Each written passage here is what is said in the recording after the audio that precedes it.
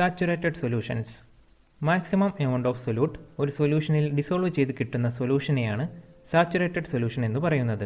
Saturated സൊല്യൂഷനിൽ എത്തുന്നതിന് തൊട്ടു മുമ്പുള്ള സൊല്യൂഷനെയാണ് അൺസാച്ചുറേറ്റഡ് സൊല്യൂഷൻ എന്ന് പറയുന്നത്. അൺസാച്ചുറേറ്റഡ് സൊല്യൂഷന് കൂടുതൽ സൊല്യൂട്ടിനെ കൂടി ഡിസോൾവ് ചെയ്യിക്കുവാൻ സാധിക്കും. ഒരു സാച്ചുറേറ്റഡ് സൊല്യൂഷൻ ഉണ്ടാക്കാൻ ആവശ്യമായി വന്ന സൊല്യൂട്ടിൻ്റെ അളവ് കണ്ടെത്താൻ സൊല്യൂഷനിൽ ഡിസോൾവ് ചെയ്യാതെ നിൽക്കുന്ന സാൾട്ടിൻ്റെ അളവ് കൊണ്ട് സാധിക്കും. ഒരേ സോൾവെൻറ്റിൽ ഒരേ കണ്ടീഷൻസിൽ പല സബ്സ്റ്റൻസുകൾ സാച്ചുറേഷൻ പോയിന്റ് എന്നത് ഡിഫറൻ്റ് ആയിരിക്കും.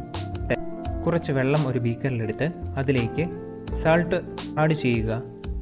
ബീക്കറിൻ്റെ താഴ്ഭാഗത്തായി സാൾട്ട് ഡിസോൾവ് ചെയ്യാതെ കിടക്കാൻ തുടങ്ങുന്നുവോ ആ പോയിന്റിനെയാണ് സാച്ചുറേഷൻ പോയിന്റ് എന്ന് പറയുന്നത്. ഇതേ സാൾട്ടിന് പകരം ഷുഗർ എടുക്കുകയാണെങ്കിൽ സാച്ചുറേഷൻ പോയിന്റ് എന്ന് പറയുന്നത് ഡിഫറൻ്റ് ആയിരിക്കും. ഒരു ഗിവൺ ടെമ്പറേച്ചറിൽ 100 ഗ്രാം സോൾവെൻറ്റിനെ സാച്ചുറേറ്റഡ് സൊല്യൂഷനാക്കാൻ ആവശ്യമായ ഗ്രാമിലുള്ള സൊല്യൂട്ടിൻ്റെ എമൗണ്ടിനെയാണ് ആ സൊല്യൂട്ടിൻ്റെ ആ സോൾവെൻറ്റിലുള്ള സൊല്യൂബിലിറ്റി എന്ന് പറയുന്നത്. Super saturated solution. സാച്ചുറേറ്റഡ് ആയ സൊല്യൂഷനിൽ കൂടുതൽ സൊല്യൂട്ട് ഡിസോൾവ് ചെയ്യിക്കുവാൻ സാധിക്കുമോ? ഇതിനായി സാച്ചുറേറ്റഡ് സൊല്യൂഷനിലേക്ക് സൊല്യൂട്ട് ആഡ് ചെയ്തതിന് ശേഷം ഹീറ്റ് ചെയ്യിക്കുക. ഇങ്ങനെ കൂടുതൽ സൊല്യൂട്ട് ഡിസോൾവ് ചെയ്യിക്കാനാകും.